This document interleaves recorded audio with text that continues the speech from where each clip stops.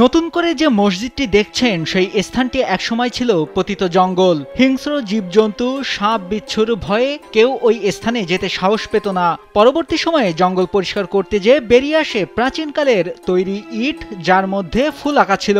এমনিভাবে মাটি ও ইট সরাতে গিয়ে একটি পূর্ণ মসজিদের ভিত বেরিয়ে আসে। এরপর সেই মসজিদের ওখানে একটি শিলালিপি পাওয়া যায়, যার মধ্যে স্পষ্ট আকারে আরবিতে লেখা ছিল লা ইলাহা ইল্লাল্লাহু মুহাম্মাদুর রাসূলুল্লাহ, হিজরি সন 69। তখন স্থানীয় লোকজন বুঝতে পারেন যে এটি একটি প্রাচীন মসজিদের ধ্বংসাবশেষ। পরে সেখানে একটি মসজিদ নির্মাণ করা হয়, যা বর্তমানে সাহাবায়ে কেরাম হারানো মসজিদ নামে নামকরণ করা হয়। অনেকে আবার বলেন হারানো মসজিদ। ইনসেক্ট রিপেলেন্ট মাস্টার ব্যাচ যুক্ত আরএফএল ওয়ার্ড্রোব, কাপড় যত্নে রাখার নাম্বার 1 সলিউশন। লালমনিরহাট জেলার সদর উপজেলার পঞ্চগ্রাম ইউনিয়নের রামদাস মৌজায় মসজিদটি অবস্থিত। প্রাচীন এই মসজিদের নিদর্শন হিসেবে এখনও বেশ কিছু ইট রয়েছে, যা দর্শনার্থীদের জন্য বর্তমান মসজিদের ঘরে রাখা হয়েছে। রয়েছে প্রাচীন কারুকাজে তৈরি ইমাম সাহেবের খুতবা পড়ার মেহরাব। মসজিদের ভেতর এখনও রয়েছে প্রাচীনকালে এই মসজিদের প্রবেশের গলি, যা কাঁচ দিয়ে ঢেকে সংরক্ষণ করা হয়েছে।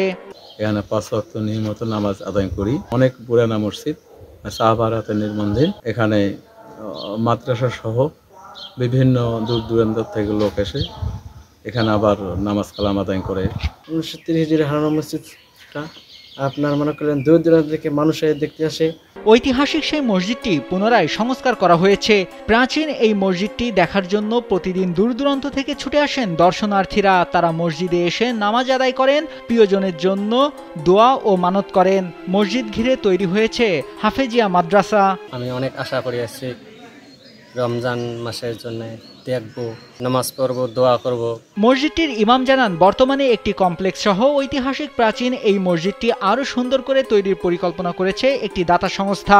এটি হলে প্রাচীন হারানো মসজিদ হবে মুসলমানদের জন্য একটি দর্শনীয় স্থান। 1985 বা তার আগে পরে 2 বছর আগে পরে ওনারা এখানে একটা জঙ্গল ছিল, জঙ্গলটার নাম ছিল মসজিদের আড়া। সেই মসজিদের আড়া জঙ্গলের উপরে বড় একটা বট গাছ বা পাখর গাছ, এরকম একটা গাছ ছিল, যে গাছটা বিক্রি করে দেওয়ার পরে জঙ্গল পরিষ্কার হয়ে যায়।